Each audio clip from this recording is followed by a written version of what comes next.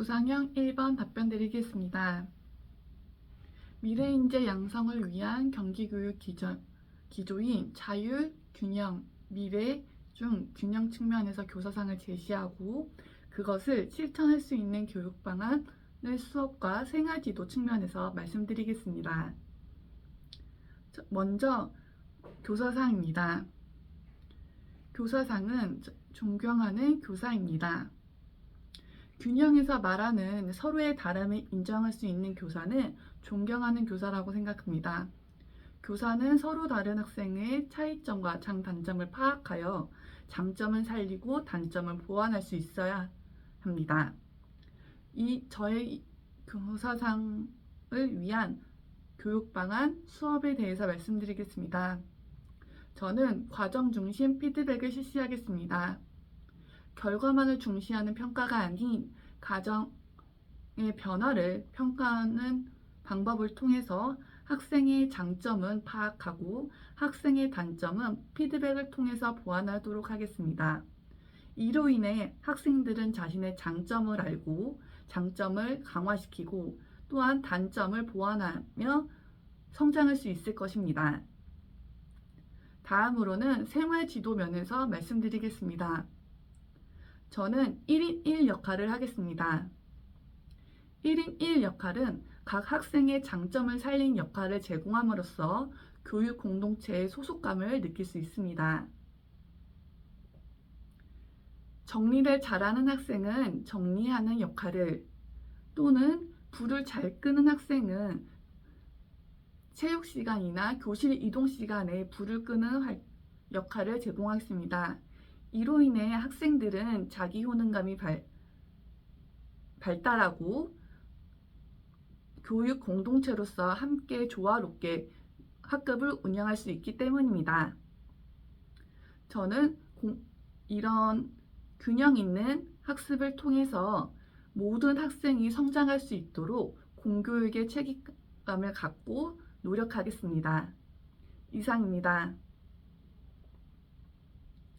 두 번째 구상형 말씀드리겠습니다. 제가 들어본 따뜻한 말의 경험과 교직관을 제시하고 이에 맞는 방안 두 가지를 말씀드리겠습니다. 먼저 저의 경험을 말씀드리겠습니다.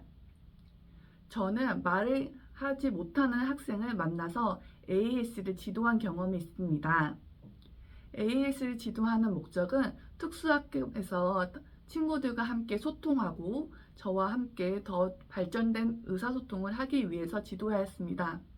하지만 저의 AAC 지도 방안이 통합학급과 가정에서도 영향을 발휘했습니다.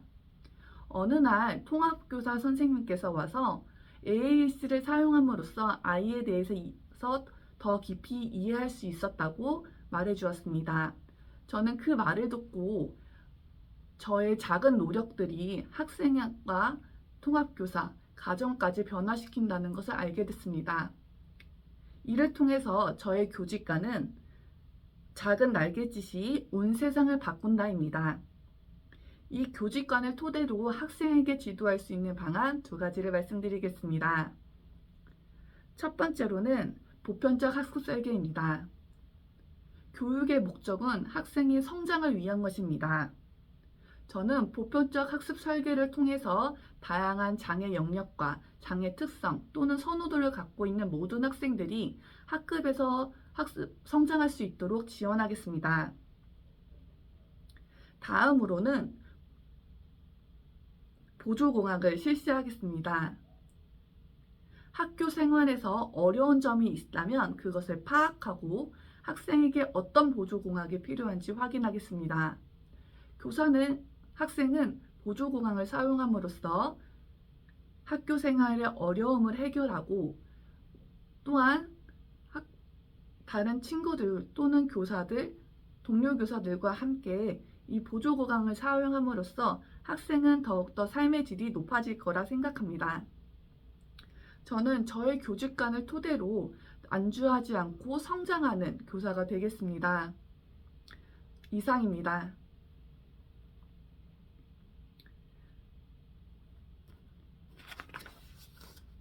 구상형 세 번째 답변 드리겠습니다. 현재 특수교사는 특수교육지원센터의 지원을 받아 긍정적 행동 지원을 받고 있습니다. 하지만 다른 학생이 특수교육 대상자의 문제 행동으로 인해서 불안을 경험하고 있습니다. 이런 문제점을 해결하기 위한 방안 3가지를 말씀드리겠습니다. 첫 번째로는 목표 행동을 게시하겠습니다. 목표 행동을 공개적으로 게시함으로써 문제행동 학생뿐만 아니라 다른 학생들도 문제행동의 변화를 기대할 수 있습니다. 학생의 문제행동이 변화하는 모습을 보고서 다른 학생들의 불안감을 감소시킬 수 있기 때문입니다. 두 번째로 특수교육지원센터뿐만 아니라 특수교사의 전문성을 발휘하여 긍정적 행동 지원을 시작하겠습니다. 특수교사는 전문성을 가지고 있습니다. 그렇기 때문에 특수교육지원센터의 해결 방안만을 의존하는 것이 아닌 자신만의 필요한 긍정적 행동 지원의 중재 방안을 실시하겠습니다. 개별화된 긍정적 행동 지원을 제공함으로써 문제 행동이 빠르게 변화할 것이라고 기대합니다. 세 번째로는 위기사건 중재를 계획하겠습니다. 위기사건 중재란 위험한 사건이 발생했을 때 학생과 다른 학생의 소중한 재산을 보호하기 위한 계획입니다. 만약 학생이 문제행동을 하여 다른 학생들이 위축되거나 불안함을 느낀다면 어떻게 교사가 행동할 건지, 또한 학생을 분리할 건지, 분리를 한다면 문제행동 학생을 분리할 건지, 다른 학생들을 분리할 건지를 세밀하게 계획해야 합니다. 이런 계획을 통해 학생들은 문제행동이 발생했을 때 교사가 대처할 수 있는 계획을 가지고 있다는 것을 인지함으로써 불안감을 감소시킬 수 있습니다. 저는 저의 전문성을 발휘하여 학생들이 안전한 교육 환경에서 생활할 수 있도록 노력하겠습니다. 이상입니다. 즉답형 1번 읽어보고 답변 드리겠습니다.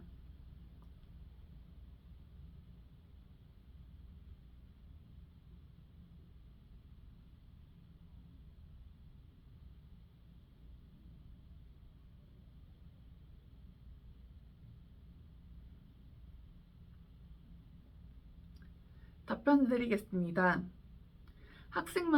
학생마다 각각의 소질과 개성을 가지고 있기 때문에 그 소질과 잠재력을 개발할 수 있는 교사가 중요할 수 있도록 노력해야 합니다.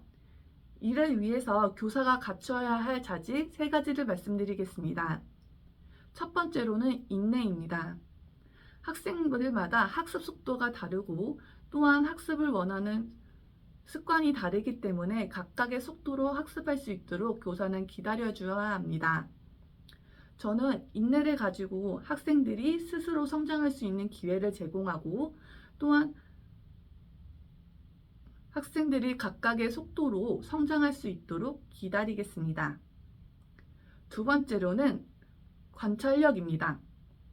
학생들마다 각각의 장애 특성과 정도가 다르고 선호도가 다른 것처럼 학생들마다 소질과 잠재력이 다릅니다. 저는 저의 관찰력으로 학생의 장점을 살펴보고 단점을 보완할 수 있는 방법을 방안하여 학생의 소질과 잠재력을 개발시키겠습니다. 세 번째로는 협력입니다. 학생에게 어떤 역량을 성장시킬 것인지 협력해야 합니다. 단순히 교사가 학생에게 지시하거나 역량을 가리키는 것이 아니라 어떤 역량이 필요하고 어떤 게 가장 필요한지를 저뿐만 아니라 학생, 학부모, 동료 교사와 함께 협력하여 역량을 구성해 나가야 하기 때문입니다. 저는 간담회를 통해서 학생에게 가장 필요하고 중요한 역량을 찾아서 지도하겠습니다. 저는 교사가 갖춰야 하는 자질들을 갖추기 위해 노력하겠습니다. 이상입니다. 즉답편 2번 읽어보고 답변 드리겠습니다.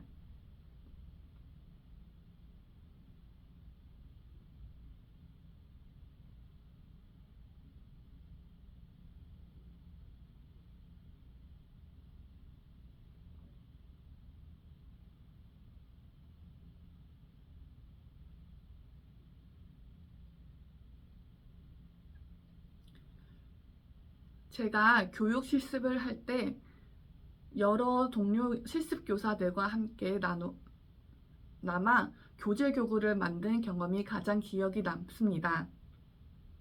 그때 동료 교사들과 힘든 점과 고민을 공유하고 문제를 해결하는 경험이 가장 인상에 깊었습니다. 이를 통해서 교사에게 필요한 역량 2가지를 말씀드리겠습니다. 첫 번째로는 의사소통 역량입니다. 교사는 혼자만이 생활하는 것이 아닌 학생들과 동료 교사들과 함께 협력해 나가야 되기 때문입니다. 그러기 위해서는 자신의 생각을 잘 전달하고 다른 사람의 이야기를 잘 경청할 수 있어야 합니다. 저는 다른 선생님과 함께 이야기하고 소통하며 문제점을 고민하고 해결해 나가겠습니다. 2번째로는 생각하고 말씀드리겠습니다.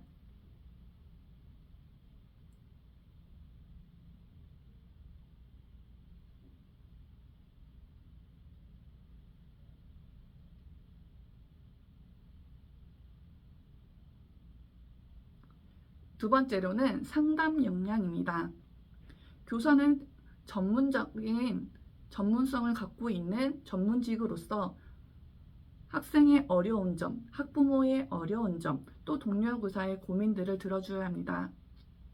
저는 학생들 이런 상담을 통해서 교육 공동체로서 함께 생활하고 주체적으로 성장할 수 있도록 노력하겠습니다. 이상입니다.